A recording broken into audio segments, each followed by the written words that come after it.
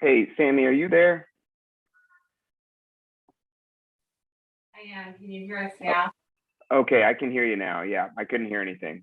Jason, was that the same with you? Yeah. Okay, thank you. Sorry. Staff report presentation, then we'll hear testimony from the applicants. Testimony for those that are in favor of the applicant, testimony in opposition, and any testimony by any others. Additional comments from the planning staff, applicant rebuttal and testimony, and we'll conclude the hearing with commission deliberation decision. Now, this is a quasi judicial hearing, will be conducted in accordance with the City of Coburg Code and state laws.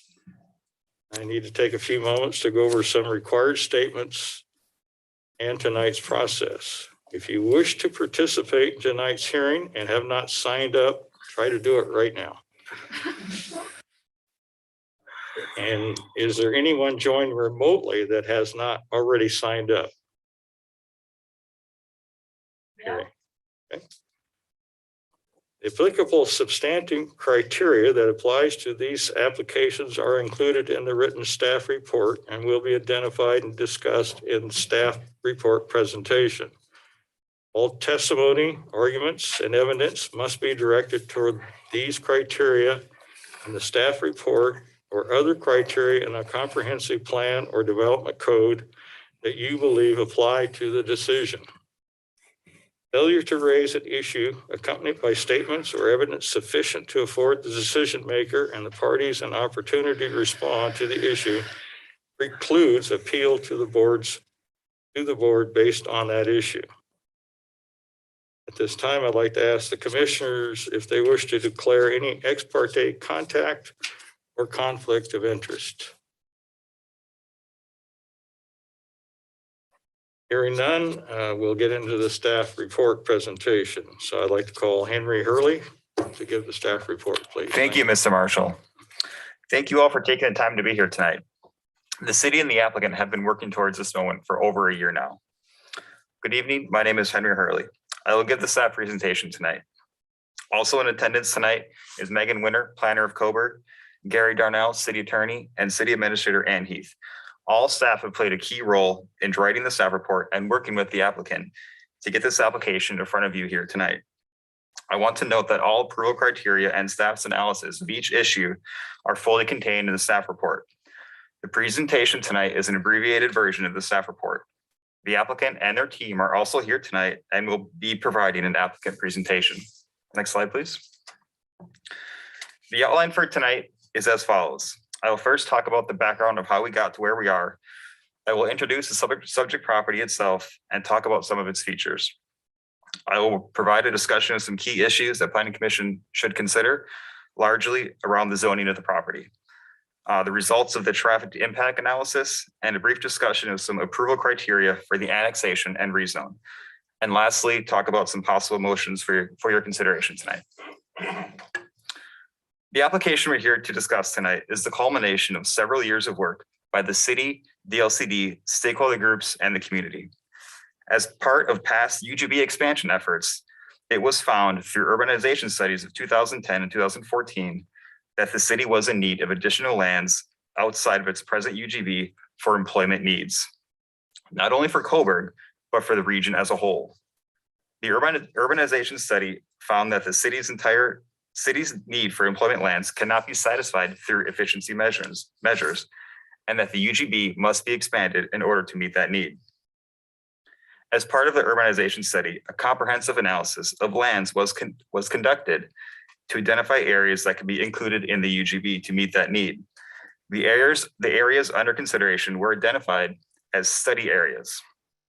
The city, DLCD, and the citizen involvement committees held several meetings and open houses on the areas to be considered for inclusion into the UGB. The study area that was ultimately chosen by City Council for inclusion was Study Area 8, which is the subject property under consideration tonight for annexation and rezone. I won't go into the details of the urbanization study as the relevant portions are included in your packets, but in brief, Study Area 8 was selected by City Council because of it being viewed as the property with the most development potential, its ability to capture a high percentage of regional demand for large industrial sites of at least 20 acres in size, due to the property being a majority of poor soils and its close proximity to and access to Interstate 5. This culminated in 2018 when City Council passed Ordinance A199G by unanimous vote, which formally amended the UGB to include the subject property. This action also applied a comprehensive plan map designation of light industrial to the property. The ordinance also amended your comp plan to add Policy 28 to Goal 9, Economy of the City. Policy 28 reads, in order to meet a regional industrial need, properties with a light industrial designation located east of Interstate 5 shall not be partitioned into parcels smaller than 20 acres. Now, this policy will come up again later on in our discussion regarding zoning options for the property. Next slide, please. The subject property. So the subject property lies east of Interstate 5 and fronts East Van Dyne along the northern property line. As you see here on the map, the subject property shown is the property under consideration for annexation and rezone. The property is approximately 105 acres in size and is currently zoned exclusive farm use by Lane County. The property is undeveloped and vacant and contains farmlands and grasses. On the property, there are wetland features in the form of freshwater emergent wetlands that run through the center of the property, north to south, and a 2.96 acre freshwater forested shrub wetland running through the middle and center down to the southern portion of the property. Any development on the property will first have to be reviewed and appropriately permitted by DSL and the Army Corps. Also, as seen on this slide, is the open space exhibit. This requirement for at least 20% of the property to contain open space is a requirement of the master plan development section of your code. Any property east of Interstate 5 shall be master planned. We are not discussing the master plan or process tonight. That will be the next land use process the applicant will pursue. As seen in the open space exhibit, the applicant is providing approximately 10 acres of open space along the entire eastern property boundary. This space also acts as the required buffer between industrial and residential districts. This required buffer between industrial and residential uses is only a requirement of the light industrial zone, not of the campus industrial zone. The open space will be improved with benches and a walking path for employee rest and recreation. The open space will be placed in a conservation easement to be owned by the applicant. Each and every subsequent development on the properties to be created from the property will all have to contribute to the open space requirement until the entire 20% is provided. Next, I will briefly talk about East Van Dyne. Next slide, please.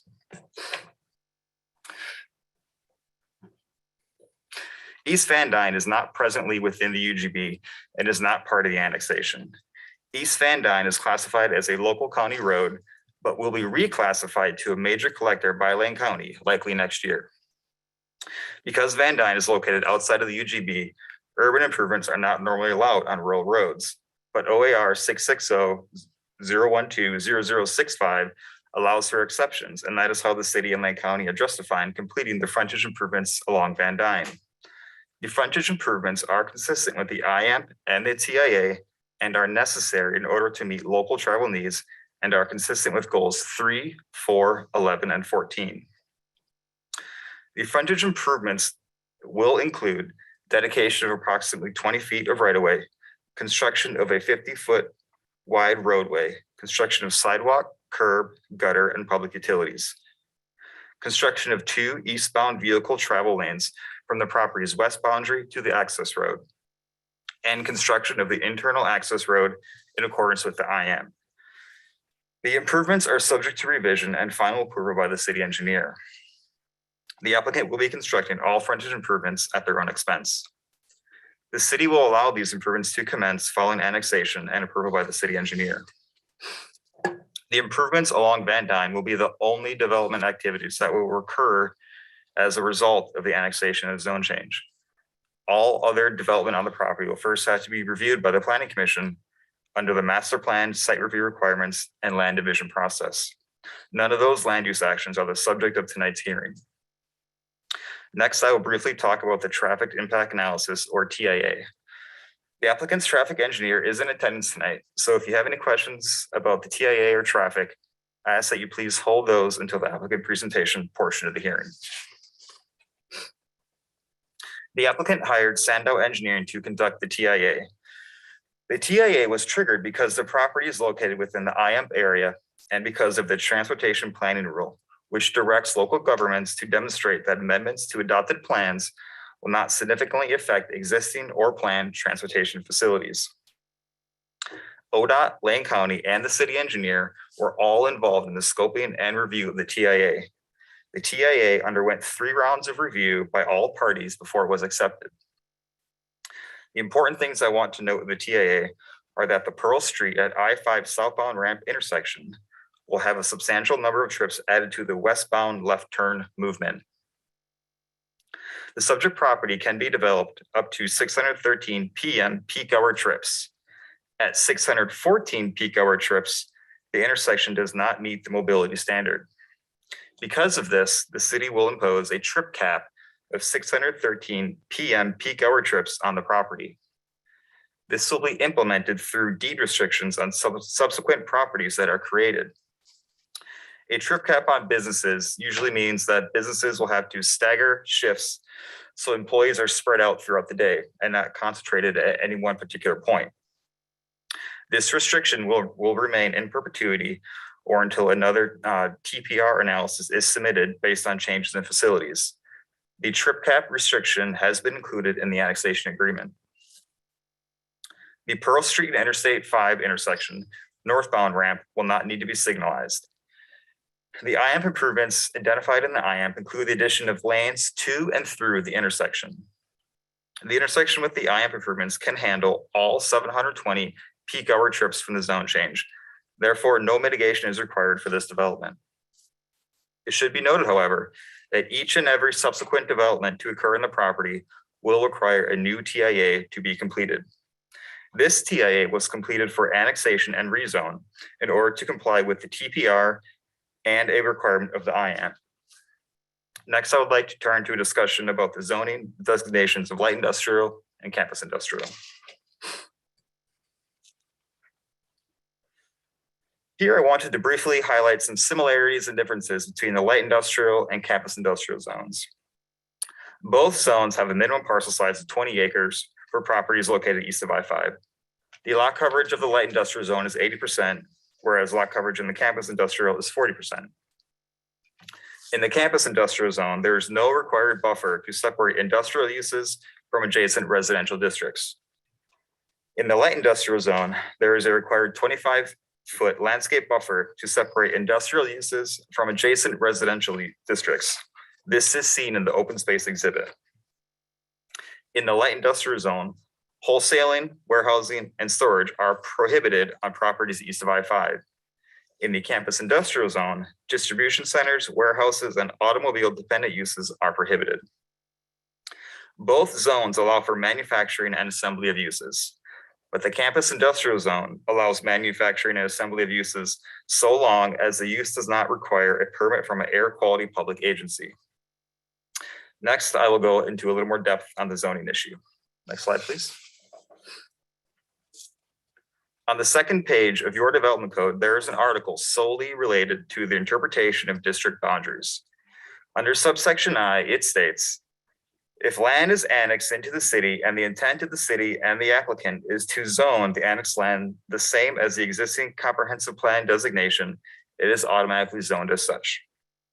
This provision requires us to discuss two things. First, the intent of the city, and second, the intent of the applicant. As we know, the applicant has already made their intent known by indicating on their application that the zoning they'd like to see applied is light industrial. Now, as you've seen in the staff report, it's my opinion that the intent of the city can reasonably be found in ordinance A199G, when city council amended the comp plan to designate the subject property as light industrial and not campus industrial. And as you can see on the screen in figure 3, this action was taken by city council on January 9th, 2018. This also designated the property as light industrial. In my opinion, a reasonable person can point to this action as the city making its intent known. but that is for city decision makers to decide. The designation of campus industrial was available as a plan designation to city council in 2018 when they were debating what plan designation to apply to the property, and yet they chose not to designate a campus industrial. In fact, the designation of campus industrial has existed as an available option in the comp plan since at least 2005. Additionally, under Article 20, for annexations, it states, upon approval of the annexation by city council, the underlying comprehensive plan designation and current zoning consistent with the comprehensive plan designations shall apply. Reading this strictly, it would mean that since the comprehensive plan designates the property as light industrial, and there is an existing matching zoning designation of light industrial, then it shall be zoned as light industrial. Next slide, please. Another tool that may aid the city decision makers in deciding on the zoning to be applied can be found in Goal 2, Policy 7 of your comp plan. It reads, plan designations for land use categories are intended to guide zoning. Again, this would effectively mean that if it's planned light industrial, it should be zoned light industrial. Now, as you've also seen in the staff report, staff does find it reasonable that a planned designation of light industrial can be implemented through a zoning of campus industrial. This is because both zones allow for manufacturing and assembly. I think the distinction between the two zones really comes down to that the light industrial zone allows for a wider range of light industrial permitted uses. And this is the reason why the UGB was expanded in the first place, to add large scale industrial sites of 20 acres or more, and to capture as much as 30% of that regional need for such sites. The light industrial zone provides for a buffer between the industrial and residential uses. So it's my opinion that the campus industrial zone does not go as far in terms of capturing that regional need for large sites as does the light industrial zone. Again, going back to policy 28, policy 28 was added to your comp plan when the UGB was expanded. And again, it states, in order to meet a regional industrial need, properties with a light industrial designation located on the east of I-5 shall not be partitioned into parcels less than 20 acres. It's also my opinion, a zoning of light industrial can advance and implement this policy to a greater extent than the campus industrial zone can. Next, I'd like to briefly talk about some approval criteria. Next slide, please. So the approval criteria for annexations are really quite straightforward. The main and most important criteria for annexations is continuity with the existing city limits. And as you can see on the image on the screen, the current city limits are contiguous with the eastern property line of the property. The other applicable criteria for annexations are consistency with applicable policies of the comp plan, of which a discussion of all applicable policies was provided for in the staff report and found to be consistent. Another approval criteria is that the property can be served with key city services. And as I presented to you back at your work session a month ago, water and sewer services are available to the property, and the terms of such services are provided for in the annexation agreement. And the last approval criteria for the annexation is the requirement for the annexation agreement itself, which has been drafted jointly by the city and the applicant. And you've been briefed on the agreement during your work session, and a copy was included in your packets. Now, the criteria for the zone change are similar to the criteria for annexation, in such that the zone change must be consistent with policies of the comp plan, and that an amendment fulfills the public need. In this case, a local and regional need for employment lands for industrial uses on parcels of 20 acres, parcels of at least 20 acres in size. A discussion of all applicable criteria was included in the staff report. The staff report will be updated after this hearing ahead of the city council hearing. Lastly, I'd like to wrap up with the conclusion. Next slide, please. The annexation and rezone meet the applicable approval criteria as discussed in the staff report. Planning Commission is being asked to issue a recommendation of the annexation and rezone onto City Council. The recommendation can be for approval or denial. If approval is recommended, a recommendation of the zoning to be applied should also be forwarded. For the reasons stated in this presentation and discussed in the staff report, it's staff's recommendation that a zoning designation of light industrial be applied to the property. And next slide. So I outlined three options for tonight. Planning Commission can approve the annexation or recommend approval of the annexation and rezone and indicate which zoning is to be applied. Planning Commission can recommend denial of the annexation and rezone, or if needed, Planning Commission can continue the hearing to a date certain. I'm going to end it there and turn it back over to you, Mr. Marshall. All right, thank you, Henry. Very good report. At this time, I'd like to call on the applicant testimony. If the applicant would please come to the podium, state your name, address, and present your proposal. Hi, my name is Raymond Fisher, and my address is 37801 Upper Camp Creek Road, Springfield, Oregon, 97478. I'm the owner of the property along with my family and our partner, Mike Stevenson. I'd like to thank the commission for the opportunity to speak to you today and to be part of this process. We purchased this property in 2010 and started going to the community development meetings in Coburg Crossroads planning around that time. And one thing that was made clear in those meetings is Coburg wanted downtown to stay the same, and any employment developed was to go to the east of the freeway. In 2015, as part of the Coburg urbanization planning process, our property was identified as the best candidate to bring into the UGB for Coburg's employment growth requirements. And throughout the next 2 years, we worked with Coburg and Lane County to actually get into the urban growth boundary. And part of that process was determining what development land was appropriate for Coburg. We commissioned an economic study to look at the employment needs of Lane County and not just Coburg and the lower I-5 corridor. And those findings showed that there was a huge deficit of large lot industrial sites in the area, that local employment opportunities have been lost due to no feasible sites, and that I-5 is a huge competitive advantage for Coburg. With these findings, our ownership group, Coburg and Lane County, agreed that this property would be included into the UGB with an industrial zoning and a restriction of no smaller than 20-acre lots. Now we started the annexation process that's what we're all talking about here today. Discussion before the commission tonight as to what is the appropriate zoning, light industrial versus campus industrial. We strongly request that the planning commission recommend light industrial zoning. Our property was approved with a light industrial designation by Coburg and Lane County when we came into the UGB, and the economic analysis that we completed prior pointed to a deficit of those large lot and light industrial lands, especially along the I-5 corridor. Campus industrial simply isn't the best use of the land. What we've seen in variance in state law and zoning laws by counties throughout the state for campus industrial creates a lack of consistency on what campus industrial is, what it really is, creating confusion. A lot of the people who are the end users looking at this are coming from out of state. We are currently in escrow with one end user who would likely be unable to proceed under campus industrial zoning. Light industrial allows for a greater diversity of potential end users. One of the biggest challenges we've had in this project is trying to figure out who is going to be the person that ends up on this property, what kind of companies, and it's a really wide-ranging scope. Campus industrial really shrinks those possibilities down, where light industrial makes it a little bit more accessible. There is a 40% landscape and open space requirement for campus industrial that is fine for smaller parcels, but it doesn't allow best use of the property where the goal is employment gains. For light industrial, that requirement is 20%. In all of the discussions we've had with potential end users, and people are so excited about the opportunity to have large lot in this area. We fielded calls before we were even ready.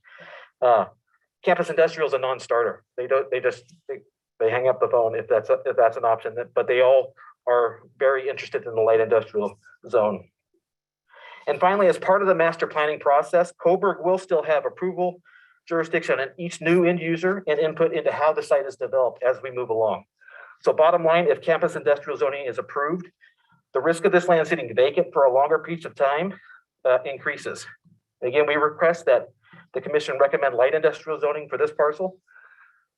And at this time, I want to introduce part of our team. Tony Favreau from the Favreau Group is our project engineer, and Kelly Sandow from Sandow Engineering is our traffic engineer. And she's actually like to follow up for a little bit on talking about the TIA that we put together for you. So if you have any questions throughout the rest of the hearing, just please ask us. Thank you. Again, please state your name and address and your Okay. testimony, I'm please. Kelly Sando from Sando Engineering, and I'm at 160 Madison Street, Suite A in Eugene, Oregon.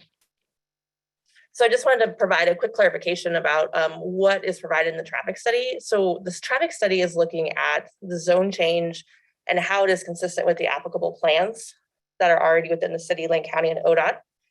So the study is looking at a 20-year, or actually in this case, it's 15-year planning horizon.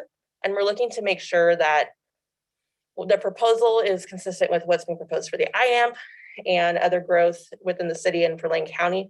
So the analysis takes into consideration the IAMP improvements and whether or not the IAMP's improvements are going to be sufficient for the project. So we're really looking at just kind of that really far out projection of the 15 years and how the system's going to operate. When the applicant goes in for development permits for any phases of the development, number of buildings or a building, they will trigger a need for a revised traffic impact analysis that looks at current conditions and a smaller future projection. So if there's any system that's not functioning at the time that they go for development permit, they will have to evaluate and provide improvements at that time. So there'll be lots of opportunity to take a look at, what happens if the IAMP's being pushed out a few years, how the system's going to operate and how the development, this particular development impact when they propose is going to be able to function on the existing city street system, or if there's being new proposals being done for the IAMP, that'll be an opportunity to take another look at that. So, Okay, and if you guys have any questions real quick I'll have questions later. later. Okay. There's any additions to your testimony? All right, I'd like to move on to testimony in favor of the applicant. We'll call your testimony in order that you had signed up. Please come to the podium and provide your name and address for the record. If you're joining remotely, please unmute yourself when called on. Some people have a problem with that, which is me. And we request that you limit your testimony to 5 minutes. So Sammy, do we have any?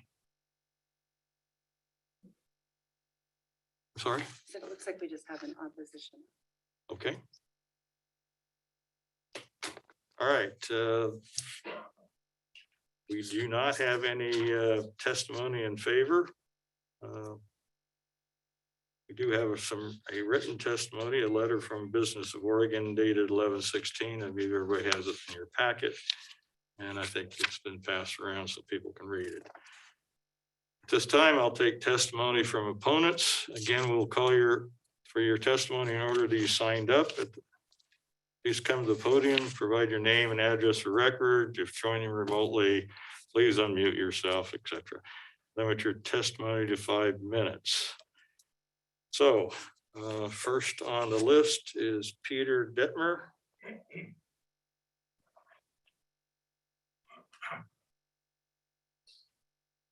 Good evening. I apologize about my voice. I don't feel very well. I take medication, and after what I'm saying, I would like to go home. So I apologize, but I thought it was important enough to come down here and talk to you a little bit. Could I get your address, sir? Yeah, my address is 90834 Cowork Hills Drive. Thank you. And again, my name is Peter, call me Peter, everybody else does that. I'm a homeowner in the Cowork Hills area. And like many of us, we have worked many, many years in order to make it possible to move there. And we have been living up there now for probably 15 plus years. So in going to our residence, we obviously are traveling up Van Dyne. And I would like to ask you folks to please provide me some numbers and some information about the funds we have spent on that property, meaning our tax monies. We have brought water to the area in order to increase the hay and alfalfa production by tapping into the Willamette River and making that additional water available.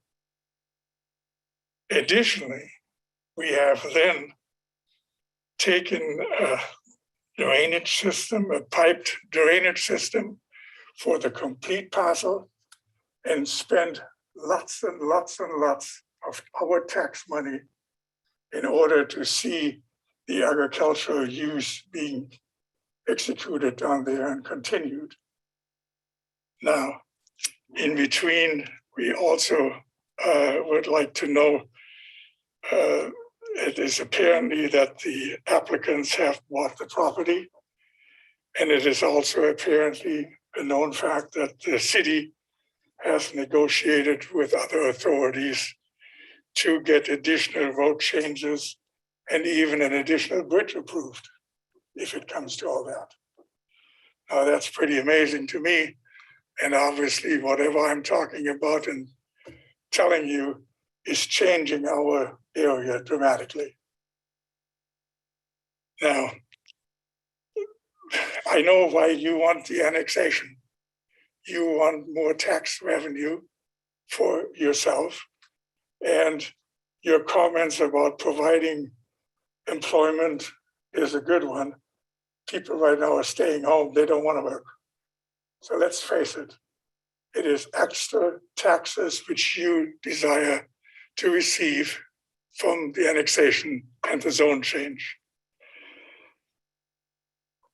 Over the years, the Coburg Hills area has probably been developed into one of the most expensive areas in Lane County. Properties are very, very valuable, and there's a good reason for it, because it's the beauty of the Coburg Hills and the city of Coburg which makes it. The zone change for the 106 acres into a light industrial is literally a slap in the face for all of our property owners, all of us. You are reducing our property values and you are reducing our way of life by having an industrial or light industrial area placed down there. If you wish to annex, I think you should ask the people and have a vote. If approved, the proposed zone could be some residential properties, lots of them in fact, and including maybe a bird park or bird sanctuary where tickets could be sold and visitors are stopping by, coming from the freeway, visiting the site, and also bringing more business towards the city of Coburg, which then obviously helps everybody. What I want is a development decision based on the people's wishes and not on the government's proposal. What we need and must do is have a government of, by, and for the people. And our old President Lincoln stated that very clearly, and I think most of us truly believe in that. So I thank you, and I reject the request. Thank you very much. Thank you, sir.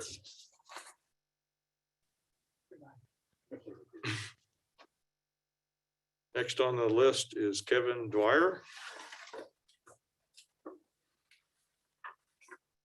Good evening. My name is Kevin Dwyer. I live at 90541 Diamond Ridge Loop. I'm representing to the residents of the Diamond Ridge Loop here, in addition to Andrew Hayes and Pat Egan. We have several concerns with any proposed development of the property under discussion this evening and would like to get them on the record at this time. We do understand that the developer has hired the Sando Engineering to perform the traffic analysis, and the city and other agencies have reviewed this process and concurred with the findings of the TIA. But as this is a critical and only way in and out of our residential area east of I-5, especially in the case of fires, which are becoming more current lately, we have questions and conclusions about the TIA, about the conclusions. Our first question is regarding the information about the report on the Pearl Street ramp, saying that the worst case development scenario is a potential to generate 720 peak hours, and that 614 would be the trigger to require mitigation. And that because at that point, the ramps will not meet the standards with the reasonable worst case development scenario. And so if we understand this correctly, the development would then possibly generate those 720 peak hours, require mitigation, and not meet the standards. And then you have set a trip cap of 613. We're very concerned that even though it has been stated that the unknown at this point in time purchasers of the property will abide by that cap, and maybe it will be required to do shift changes. What's the likelihood of this being, policed well and working is efficiently in 5, 10, or 20 years in the future? The engineering improvement drawn show eastbound and westbound lanes improvements. However, the annexation agreement only states to the access point. And so we're concerned is what happens between the highway overpass and the access point and then east of there. Because at the present time, we assume that the ODOT and or the developer will be required to improve these sections of Van Dyne. It seems that it's highly inefficient at this point to not make the development contingent on such improvements. Well, it is obvious at this point that the current bridge on and off ramps going eastbound direction are inadequate to handle the increase at present, as evidenced by the continued destruction and of the barriers on that turn ramp, and the fact that, well, for example, coming out here today, I saw a tractor trailer, tow truck pulling a tractor trailer and completely went into the other lanes as it tried to make that turn westbound. So it just appears at this point in time that we have the bridge itself is inadequate to handle the proposed increase in traffic, and we need to do something about it. In addition, there's potholes on Van Dyne by Pacific Pride and ponded water on the road, and we're hoping that that'll be taken care of. And it doesn't appear to mention any of the heavy vehicle percentage rates and potential impact on the turn lanes.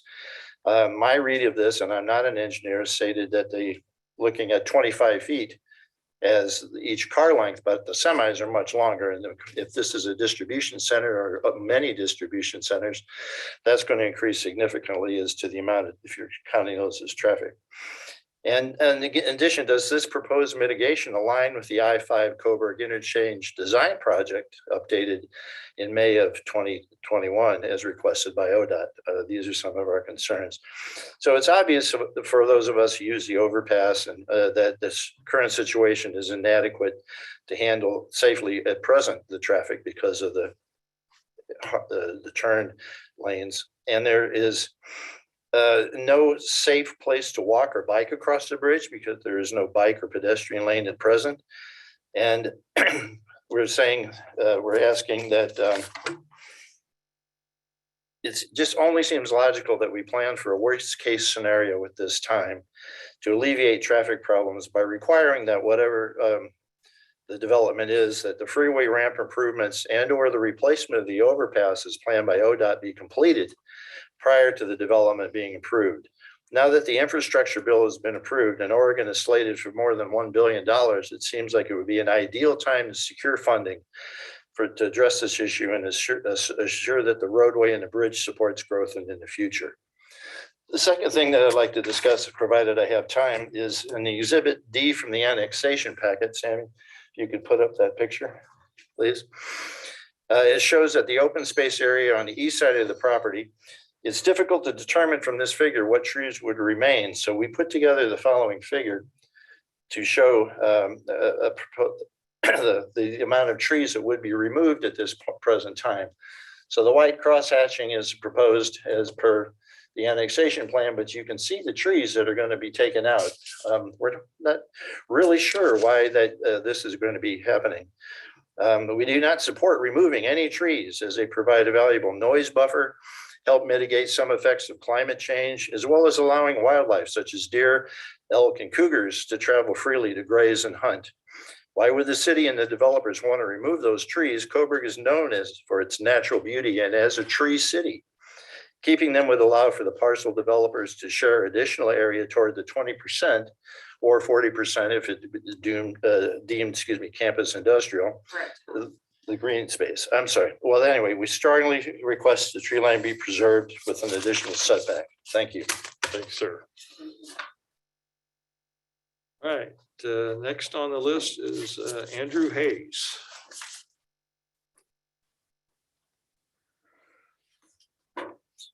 Hi, I live at 90576 Diamond Ridge Loop. And I was once upon a time in 09 and 10 resident here in Coburg. A very pleasant time. Enjoyed it here. I'm a retired architect, and I wanted to speak in favor of the annexation, but to suggest a change in the zoning. First, I want to extend thanks, I think, on behalf of the general public to the Planning Commission itself. I was a planning commissioner down in Albany, California for about 20 years. And I don't think the public realizes how many hours of time and analysis and site visits and reviewing documents that the planning commissioners go through. All they see is the meetings, and that's just the tip of the iceberg. It's a big, challenging job, and I think we should all appreciate the work you guys do.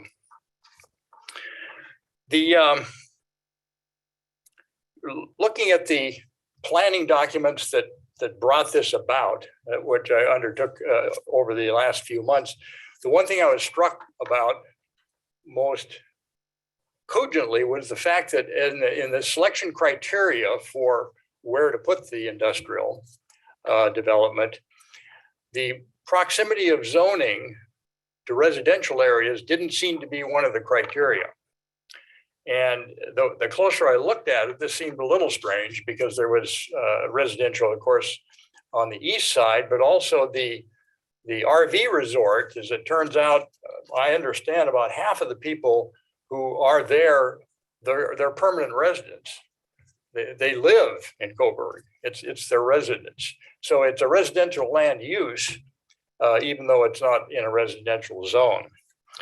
So I think that if we take that into consideration, Kevin and I put together a document which we forwarded to you all, and I think it was a attachment G, and I won't try to go over that because it's kind of long, but I think the upshot of it was that if you took into account the residential proximity, that parcel 7 would have been a much better choice for light industrial. There's no residential next to it. It's bigger, and that in itself would be pretty good.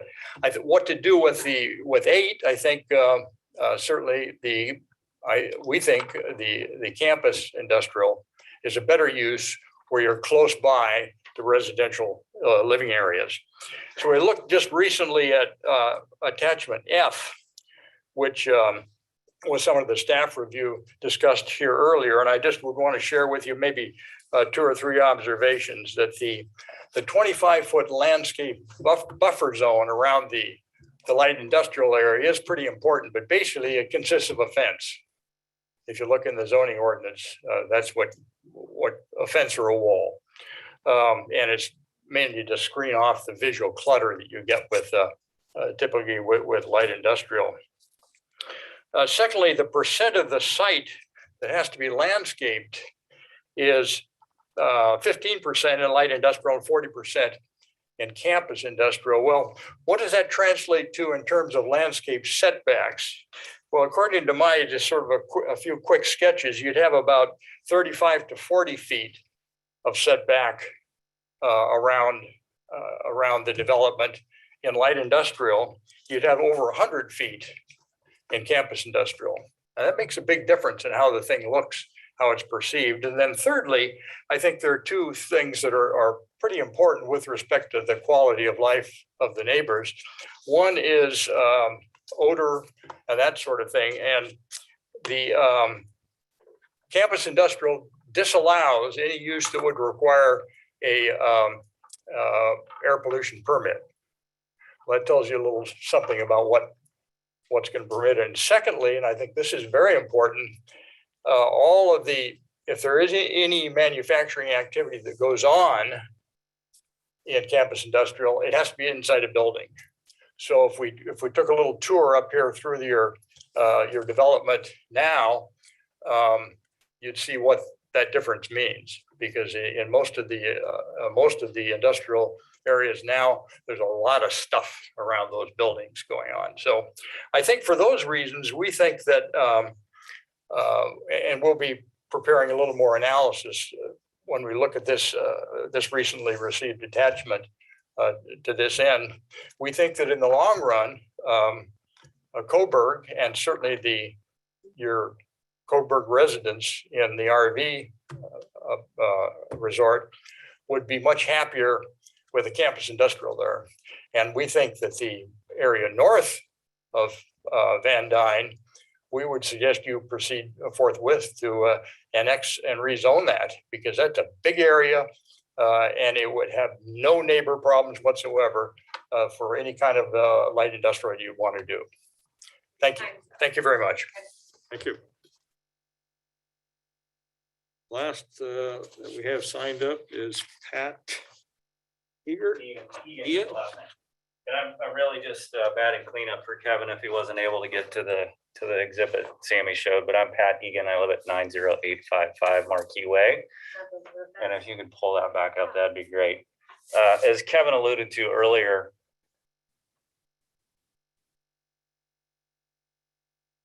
the conservation easement that has been proposed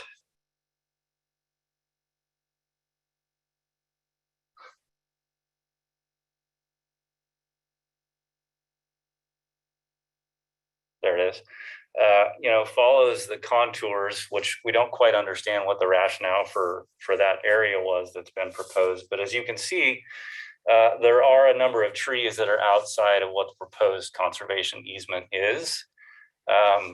And we aren't clear on how those decisions were arrived at, but it seems reasonable to expect that, as Kevin stated, that it would be nice to keep some of that vegetation there.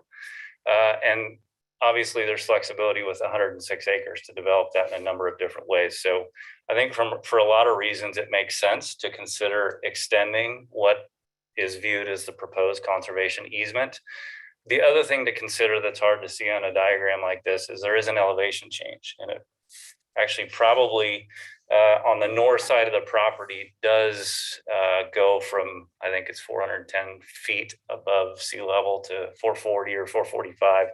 So there is an elevation change in the area that's being proposed as a conservation easement, and it makes sense to keep the development away from some of those things. So just to reiterate what Kevin said, it's pretty easy to look at that exhibit and what has been proposed and think that the development's really just going to be in the field that we see it is today, but that's not really the case. If you do follow the property lines, they do move up the hillside quite a bit, and it would be nice if we could maintain the buffer that you see there, in addition to what's been proposed, but the rest of the foliage and trees and the other things that do prevent some buffer for us. So that's what I had. Thank you. Right. Thank you, sir. Or nobody else? Do we have anybody online or Sammy? Remotely? Any comments by staff? I'll just make one observation, and Ann, correct me if I'm wrong. The area north of Van Dyne, that's outside of UGB. Okay. All right, thank you. At this time, does the applicant like to have any rebuttal? Just one thing. Could you bring that last map up? Please come to the podium. Yeah. I'm sorry. Could you bring that last map up? And I'll walk up to it. I'm not sure how old that picture is. But a lot of these trees have been cleared out by this landowner by actually going onto our property. You see a lot of buried trees here as a barrier, those are all gone. No, they're not all gone. A lot of them are. Yeah. If you want to debate that, we can, but they're not all gone. Well, most of this is what I would say. I mean, I just pulled up a Google map. That's Do you more live recent. up there? No, but I do. I understand, but Okay. you know that he cleared a lot of I that. do know that he cleared a number of. Excuse me, excuse me. It wasn't true. Let the man have a say. You didn't prosecute it for it, so I don't understand the point. Go ahead. So that's what I wanted to point out is some of those trees that are in that map are not there anymore. Thank you.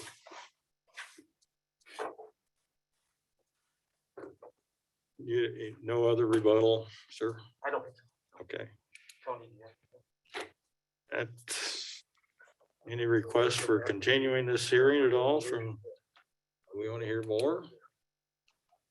I do have one question. Just a question about what was the methodology for this? Not until after the public hearing, am I right? Oh, sorry. Terry, Right. we're in the middle of public hearing. so What's up to the chair? That's okay. I can speak to it as best I can. Let's wait a second. Now, what is the situation here? What's in regard to, what? I was going to clarify the methodology we used to come up with our barrier, Okay, our buffer zone. I'm okay with that. Go right ahead on. Okay. Yeah, could you put that back on the screen? Yep.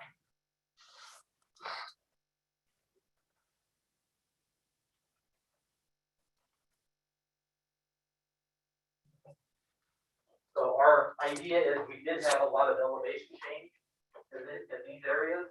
So we're gonna be, and we also have a creek, right? Right, that's it? Everybody did. It's one of those. So this whole area, there's a little creek here that we're not gonna do anything by, so we put in this buffer as big as we could. And then because a lot of these trees have been removed, we shortened it up and we are still, even this smallest barrier is 50 feet, which is double the requirement that's required, all the way up to 150 feet, I think close to 250 feet here. So we also took into account the location of houses for each individual house, where they were as far as away from the property line. So people that were farther away, we felt a little more comfortable bringing that down. All right, thank you, sir. At this time, since there is no request for continuance, I will close the public hearing. The record is now closed and I will close it at whatever time it is, 7:56.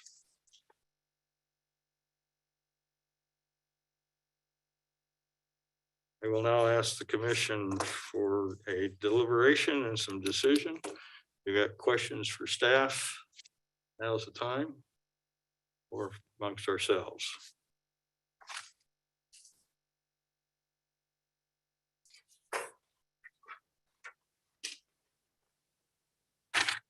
I have questions.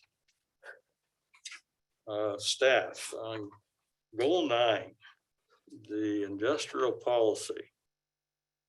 A buffer along a boundary abutting a residential or 2 districts or conflicting uses. Is a buffer required on the RV park as a conflicting use?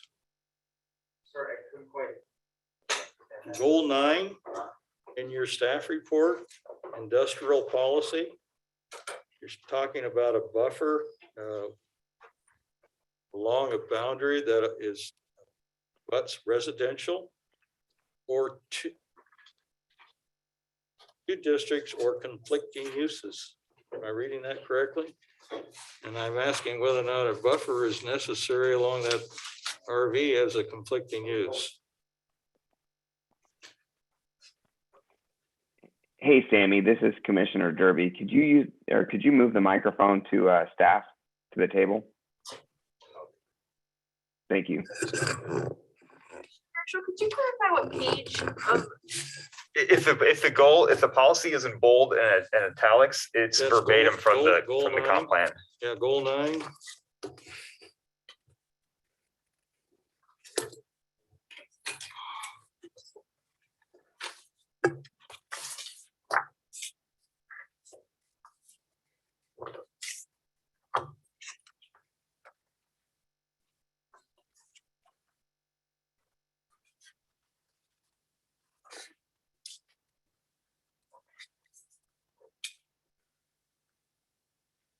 So is goal 9 under a certain section?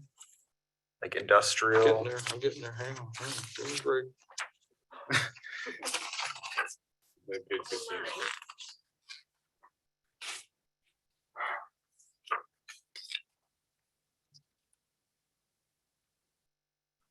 So goal 9 in the city's comp plan is economy of the city. Yeah, must be the state.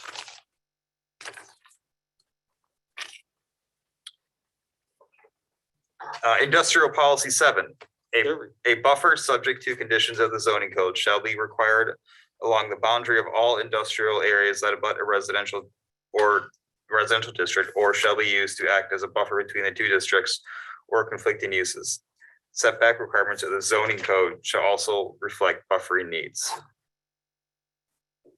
Oh, my question is there a buffer needed where that RV park is at? I have not given that an analysis up to this point. And I have not addressed that in the staff report. But I would state that that is not zoned residential, it is zoned light industrial or highway commercial. Highway commercial. I understand that, but it is a different use. Sure, that is correct, yes.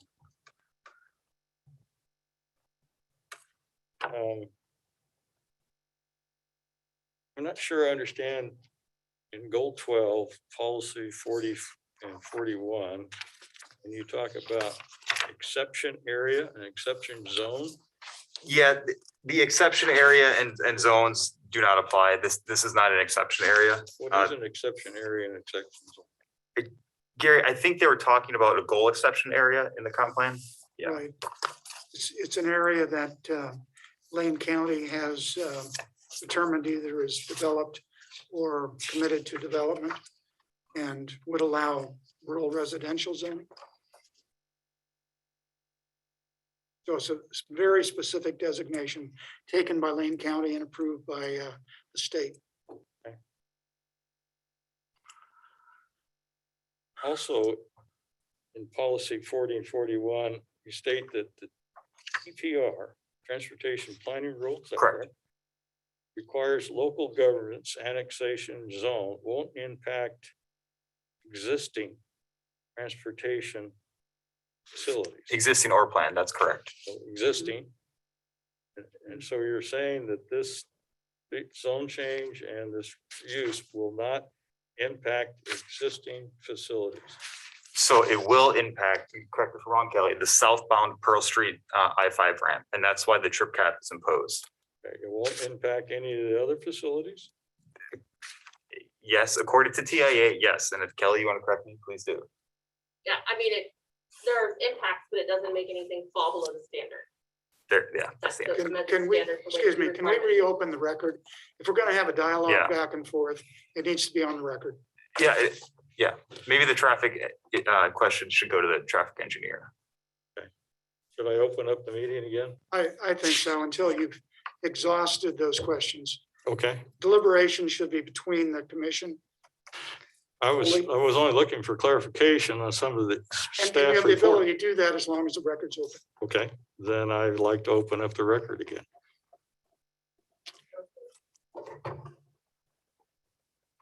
So, back to my questions.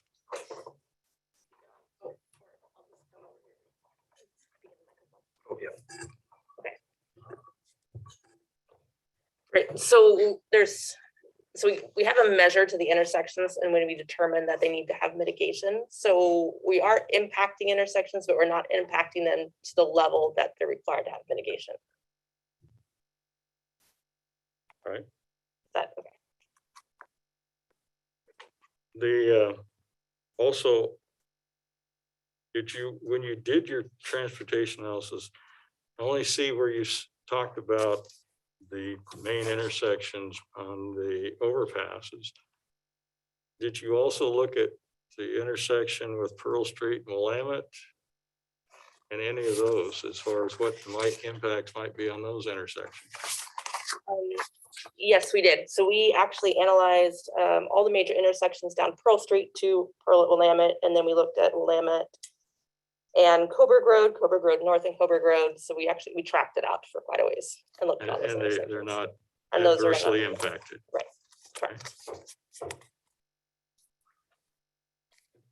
Finally, the last question I have is, does Coburg have a responsibility to capture 30% of the regional industrial demand? Is there some requirement that we do that? I think that's probably up to city council just to weigh in on, or the city administrator. I mean, So there's no statute or some ordinance or thing out there that says we're required to come up with this? not to my knowledge, no. Okay. That's all I had, so I'll close the hearing again. Okay, I have a Oh, couple I guess it won't, okay? I move along. Book. I did have one question where it goes back to the trees and the wetlands that go through that property. So any sort of development, would they redirect that wetland, or would they maintain it and just maintain those wetlands? Or what's their requirement? I think there's like a 50. The fill requirement is 50 cubic yards. Okay. Yeah, so I'm not a wetland expert, but any development with respect to wetlands will have to be permitted by DSL. So they really have the say when it comes to that. And if, Go through all that. yeah, and if Raymond, you want to speak to that, you can feel free to. Yes, our plan is we're in the middle of, we've been already delineated 15 acres of wetlands on the site that has been agreed to by DSL. And so we're now working on our wetland fill permit with them to come up with the best way to mitigate that. And our goal is to mitigate most of it off-site to buying credits at a wetland bank. So it'll be redirected to a new Mhm. new little Yes. area for Mhm. stormwater and all that. Yes. How would that impact the current ecology? It was farmland before. I'm sorry. How would it impact the current ecology in that area, because it was farmland, and would it impact it at all? Go ahead.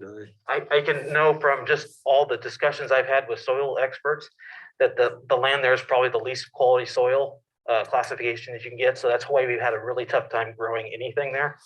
So as far as the agricultural and the ecology, probably not a lot of impact because it's never been a good farmland.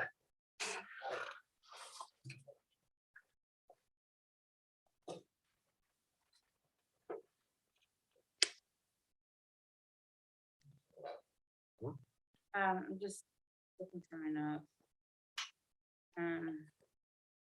So the other questions when I was reading this, master plan development would have to go through as well, correct? Yes, that'll be a type 4 process. So it'll actually go through planning commission for recommendation and then on to city council. And then, going through my notes, I'm sorry. But, fire and police services are available on the subject property. They can handle that extra load of any sort of issues, I would assume. I think, Ann, you want to take that one? The city has been looking at that, so we have worked on a build out scenario, and we look at how it's going to affect each department. So obviously annexing property into the city with new water users, new sewer users, then that is going to have revenues that will allow for, if Public Works needs more employees to serve this area, then that will be dealt with when the time comes. And the same with police. And so we are looking at this closely. The issue is we don't know exactly what's going to go there. So it's hard for the staff to pinpoint, oh yeah, I'm going to need one more public works worker there.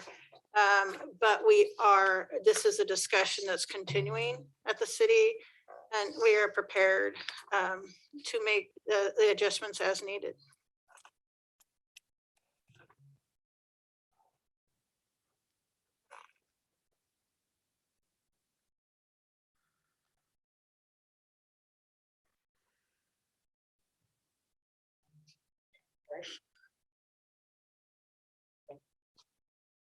Yeah, I went through all my questions.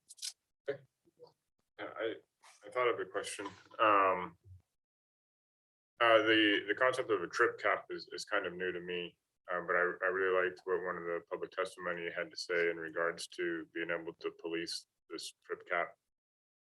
Are there any other local or regional ones that we could look to in terms of example of it being monitored properly? Kelly, if you have that one. So the trips that we're coming up with, those numbers are our best guess based on, like, we have rates available to us that we're using for how many trips per 1,000 square feet for the business. So it's really just kind of an average. If you went out and took a count at any one day, it's going to vary depending on people get off work, et cetera, right? So what cities do in cases like this is they keep track of it with the development proposals. So you say that, we have a trip cap of 613 when the first development comes in for the site. They'll have so many trips allowed based on those same estimates, and then the next one and next one and next one until they get up to that cap. So we don't actually do it by going out and counting.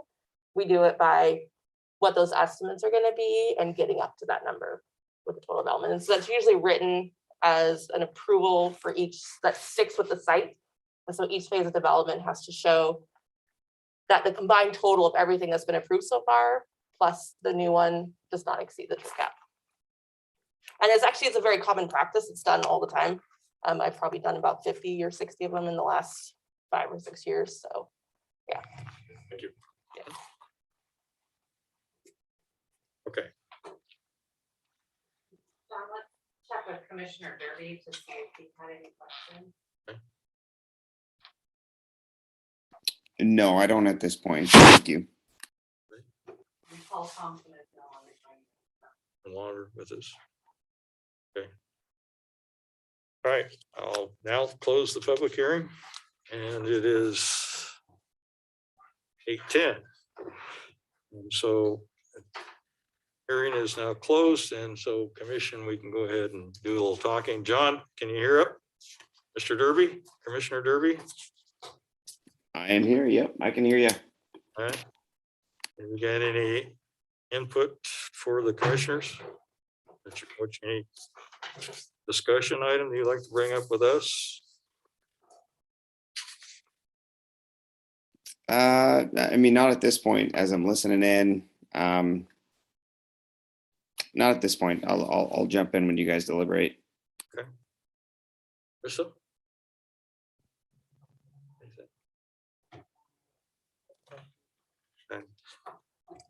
I will say that some of one of the concerns I have, and it's one of the concerns that we have within the city of Coburg, is transportation and the amount of traffic and coming through town and the impacts. And so where we really, the city doesn't have a lot of say over the IMP, is that correct? Is IMP that basically ODOT's plan for redoing the overpass and all that? I think it's a concern that the city has, the people, that as development goes on, that somehow we, get the word to our representatives in some manner that we would sure like to get this done. But I have no objection to the annexation. I also have heard testimony tonight on light industrial versus camp industrial. I believe that our hands are tied in that regard. So that's about all I've got to say about it. So. Yeah, just, am I going through this packet? Was Article 4, the rules of interpretation of district boundaries in regards to the development code. I thought pretty much summed up in what you're saying, our hands are tied. I mean, it seems like the city clearly stated their intention as well as the property owner, so that made it a pretty close case for me. Marissa, anything? Yeah, about it going between campus and industrial. I mean, I understand the concern for wanting to do campus. More open. I think it has more open space throughout the whole development itself, but that it doesn't have the buffers, required buffers for any sort of abutting. I would, however, like to see, like, this is just my personal opinion, to see like some sort of buffer between the RV area, because I mean, that is technically it's not residential, but it kind of is being used as residential right now. I understand the concern between the residences and the industrial uses. I get the need for industrial. I get the need that the city would like to have more employees and more commerce and throughout. Get all that. I just want to make sure that it's done like in a responsible way, you know, the way developments need to be. I mean, this is my personal opinion, that developments need to be more sustainable now than ever. It's being a big push through, you know, even with the last bill that went through the Senate, Congress, Senate, whatever, but the infrastructure,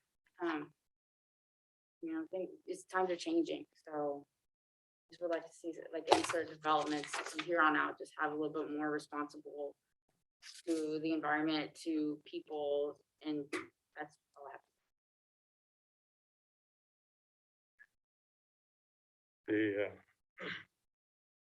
The buffer on the RV park, I'm not sure if it's a requirement or not.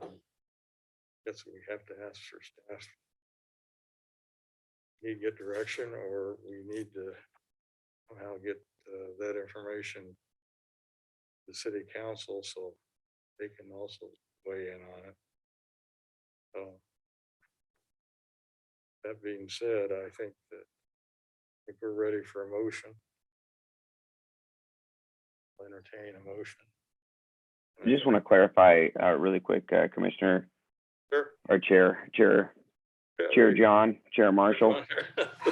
We need a motion on annexation at this point, and not specifically light versus campus, correct?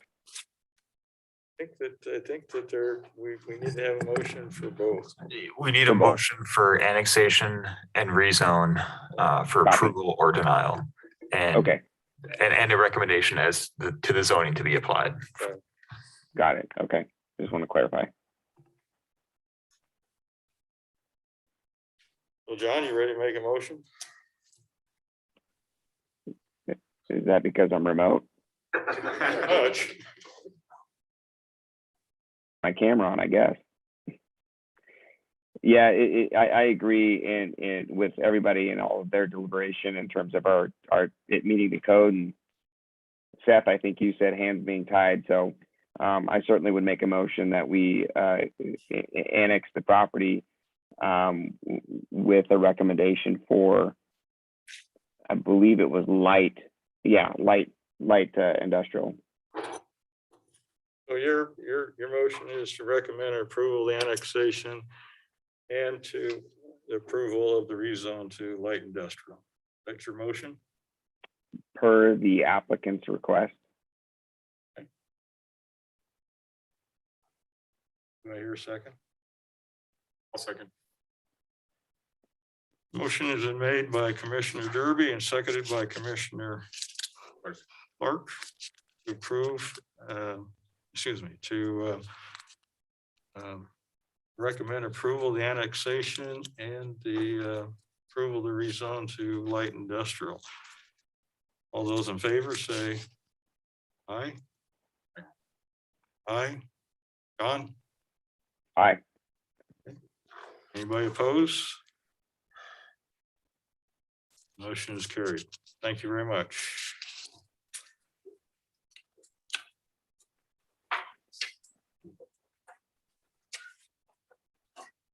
Moving on, updates and future agenda items.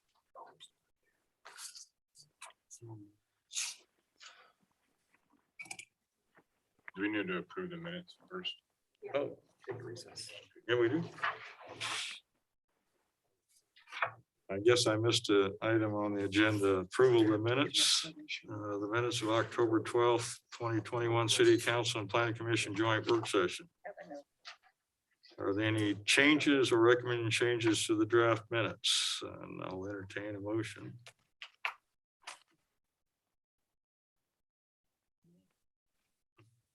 Did you make a motion?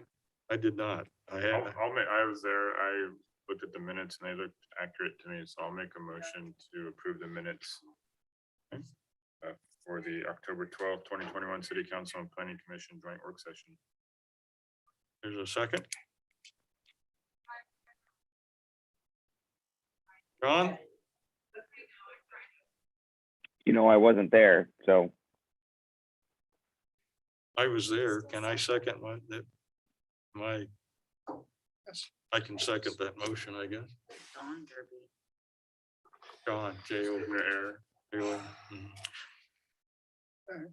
So, If he listened to the tapes, he can vote. If he didn't, then he can't. You don't have a quorum if John wasn't there and he can't vote on the minutes. You may have to pass these. okay. All right, we'll, If that's okay. I'd feel better if you had a quorum to vote on. the okay, minutes. I totally agree. So we'll just hold on that and we'll have to approve the minutes at a later meeting. So Megan, you got that? All right, so next will be updates and future agenda items. And that means the city administration report. And I don't have a report in my packet to walk through, but I'm happy to answer any questions you might have. I can give you an update on a few projects of the city. The water line is actually being connected. It will be done by the 21st of December. Which puts connects the water to the east side, to the infrastructure on the west side. So that's happening right now. The city is conducting an analysis at this time to look at all alleys in town. And so we are systematically broke the city down into quadrants, and staff is taking pictures. We're having utilities located, and we are providing survey to the community to ask, especially owners of the properties adjacent to the alleys, of how the alleys are being used by them. Are they using the alleys? Are they parking? Is there garages? We're taking pictures of things that might be in the alleys or over into the alleys that shouldn't be there. And the whole purpose is to try to decide if there's alleys in the city that are not needed. And that might be just not of use to the city. And what alleys are actually needed, because there's utilities in them, or the owners of the properties abutting the alleys are actually using them. And so this came upon, there's been a couple different issues brought up over the last year with properties abutting alleys.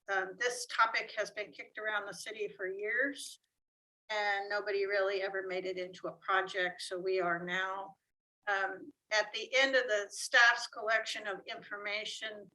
The mayor will be appointing a committee of counselors to look at the report that the staff prepares, and then decisions can be made as to which alleys are needed and which are not. So that's happening right now. Can I ask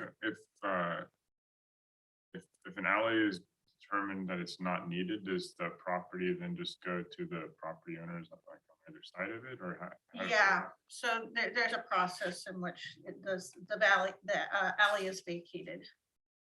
So there's a lot of things to consider when we're looking at that is what is the future of the housing in that area? If those houses are old enough that there's a timeframe where they might be torn down and new housing would be put up. And the future of housing is smaller footprints and which would, make it a little hard for parking in front or garages. So it could be that the alleys are more needed in the future than they are now. So all of that will be discussed. But the whole point is if our public works are maintaining alleys and there is no use for them, then they might be a better use to the people providing. Kind of cleans up a mess. Huh? Kind of cleans up messes. It cleans up a lot of messes. The staff is always also looking, and this is a development code thing, so I think it's really important for you to hear this, that there are properties in the city that they have things in the alley. There's one property that has a building built in the alley, but it was actually permitted back in the 1970s. It wouldn't be legal now, but at the time when it was built, it was legal. So the staff is working on a application that might allow for things that are already in the alleys to allow for an easement or a use in the event that the city needs it to move, then they agree they'll move it. But until that point, we agree that they can move it. So we're working on an opportunity just to kind of just clean it all up. And so that is happening. Megan's heading that up. Working in partnership with the Public Works team. I had a question about the alleys. With the accessory dwelling units, the alleys kind of do provided an additional access to those dwelling units. I don't know if that's something that's being taken into consideration as well. Absolutely. So that's part of our questions out to the homeowners of how are you using this alley? Okay. And if you have an ADU that you're using to access through the alley, then you need to share that information because that's important information for us to know. That tells us that the alley is being utilized by the property owners and it probably is important to stay. That survey is available, has it been mailed out, is it? The survey is currently available online. It hasn't been publicized too much yet. It was in the most recent Our Town newsletter. There is a link available for it. And I forget exactly what it is right now, but I can get it for you. I saw it in the Oh. newsletter. Yes. But So we is plan it- to do some more publication to get it out on Facebook and help spread the word, but we haven't quite So gotten to the. link, does the link take us to the city of Coburg? The link takes you to the survey itself. Okay, Mhm. so it's not out there on the city of Coburg website. then? Correct. Okay. At least not at this time, but it likely will be.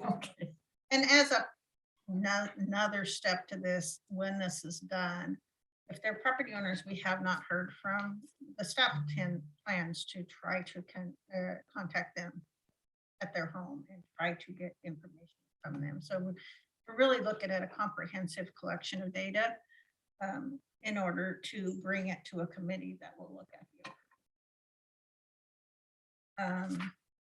We did receive $100,000 to rebuild Mackenzie Street. We have a 30% design completed for that. There'll be more work on that. And we're looking for additional funding, but we're really looking for that to be a safe passage between east and west. That is where the school bus stops and where kids are let out, where they catch the bus. And also where people from the downtown pass through to the parks and also to the neighborhoods to the east. And so we're working on a plan to make that a little bit safer, but also a nice downtown street that is safe for pedestrians. The city is working on a land swap at this time with the Shepherd family. I don't know if I shared this with you last time, so if I'm repeating myself, I'm sorry. There's a piece of land adjacent to Pavilion Park that people think is parkland, but it is not. It is actually privately owned. And so we are working on a land swap to swap some of the land to the south end of this parking lot over here directly behind the Umbrella Properties buildings, which are owned by the Shepherd family. They don't have any parking to the back of their building at all. So if they're parking at all, they're parking on the street. So we're working on a swap to trade the parkland for some parking for them back here at the south end of the parking lot. And that is in process. The ad hoc committee for zoning code completed their work as far as making recommendations for code updates to the downtown central business district. And they will be providing, in that there will be a form-based code, which is actually looking at a graphic of the codes. We'll also be providing that for Highway commercial. highway commercial, thank you, went out of my head. There's a few other pieces that we want to touch on with the code. One of them is design standards for streets. So our engineer is coming up with some recommended alternatives for design standards for our streets that might make it for like collectors right now, if we went with our design standards, we'd be taking those narrow streets, putting sidewalks on both sides of them. A lot of these streets are too narrow to do that kind of thing. So we're looking at some alternatives that could be adopted into the code for that. So that would be happening at the same time. There's some few like things that need to be corrected in the code that just random things that Henry and Megan will be working on. We're also looking at the historic district to see if there is any reason why we need to better specify development code for the historic district, or is it spelled out and all we need to do is tie it to another part of the development code. So those are the kind of things that are being worked on. The timeline is that we're trying to put all this together by March 1st so that it can start being implemented into a draft document, and then hopefully come to the Planning Commission for review in the spring. Takes a lot of work to do this. That there will be public opportunity for comment and public gatherings prior to that time so the public can give input. And I think those are kind of the big things right now. We are one of the things that the city is doing is, if you notice, the last few accidents on the freeway have caused quite a pile up in the city of Coburg. And so we reached out to ODOT to ask if we could have a sit down with them to discuss how we better partner to manage it. Some of the directions given when people go onto their phones and get directions on how to go around an accident was really directing them in a way that just plugged up Coburg entirely. So in the last accident, it plugged up the city so bad that our emergency responders could not respond to 4 calls that didn't have anything to do with the accident. One of those calls was a heart attack. So we have great concern that we need to work in partnership with ODOT. So there is a meeting taking place this week with all emergency responders, the fire, the police, the public works, and ODOT, and our mayor, and trying to hammer out a better solution for how we manage this. It happens several times. We want to make sure that it's a safe environment and that we're not getting so plugged up that nobody can even get through. Working on that. What we went through tonight, we really don't have a lot to say about getting that overpass. Somehow that the city council is part of the process of development somehow gets word out and the city of Coburg has regarding the fact that that overpass needs to get done. Help. Pressure going off. Yeah, so I've had conversations with Franny and the ODOT team, and we are discussing the city of Coburg and ODOT going together on a partnership, grant funds, applying for grants to get the bridge done.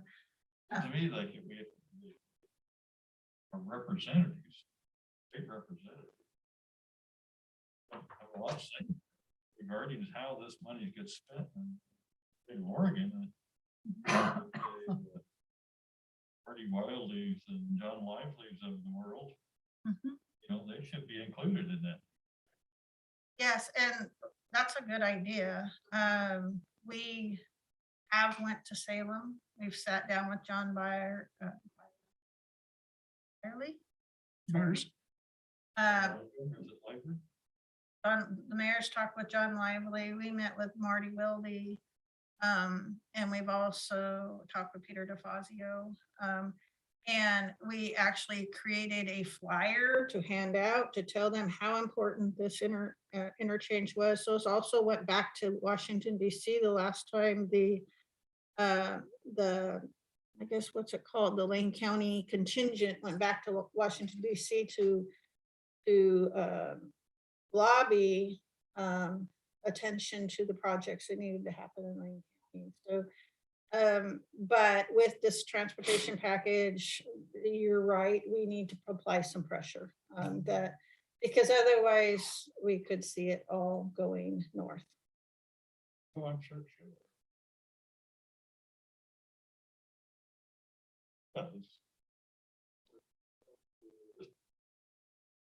That's right, the problems that we have right now. Granted, you know, ideally the people are going to use I-5, the interchange, everything to go to the new development, but likely Harrisburg and North Eugene, Coburg Road and come into Coburg and go overpass to work.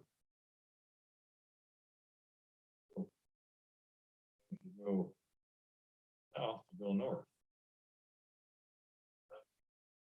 I'm happy to answer any questions you have on anything on my report.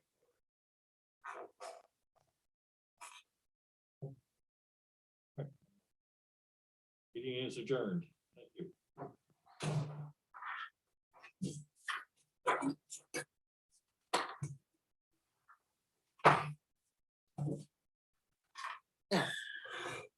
I'm Nancy Bell. Yeah. It's nice to actually see you in person. Right. I don't think I've had a meeting that's actually been in person. All since there all is, of this isn't it? started, Oh, I know, it's except been- the combined work meetings. Right. Yeah, I do better in person than I do on Zoom. Oh, it's really I wanted hard to talk on about Zoom, that. and then I I don't can always create recognize something people that I've seen on very Zoom, specific. because then when we're in First, person, putting we a face mask have on. masks on. Yeah. Talk about them. Write it down, whatever's easier. There's a lot less paper. Yeah. It's tough. I mean, I don't have this nice setup. Oh, no. I would sympathize with homeowners. You can do whatever you want. Then there's a What- part of me, you know, there's, What I've done in the I'm a past very is grazing I person. sent There's a them part the of me slides that says, themselves, so okay, they literally have this if part I'm printed. up here in this big neighborhood, I did that.